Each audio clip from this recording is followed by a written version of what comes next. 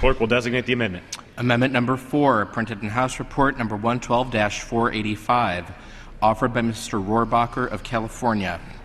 Pursuant to House Resolution 661, the gentleman from California, Mr. Rohrabacher, and a member opposed, each will control 5 minutes. The chair now recognizes the gentleman from California. Thank you very much, Mr. Speaker. Since 9/11, the United States has given Pakistan about $22 billion.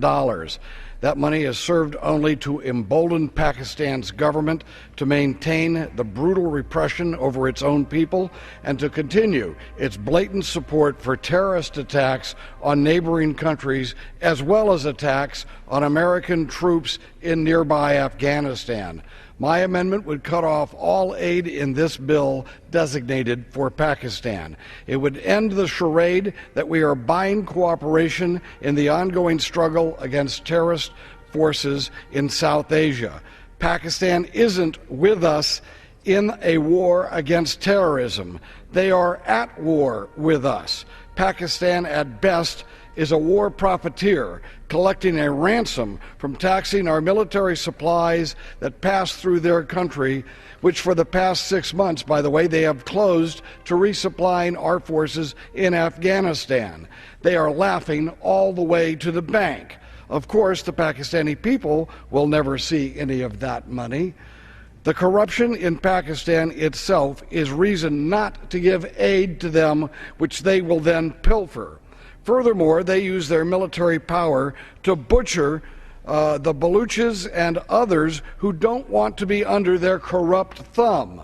How can we forget this same Pakistani government gave safe haven to Osama bin Laden after he led the conspiracy that slaughtered 3,000 Americans on 9/11. After our SEALs went in to get him, the Pakistani government took the wreckage of a downed stealth helicopter of ours and gave it for study to communist China, whom they refer to as our all-weather friend.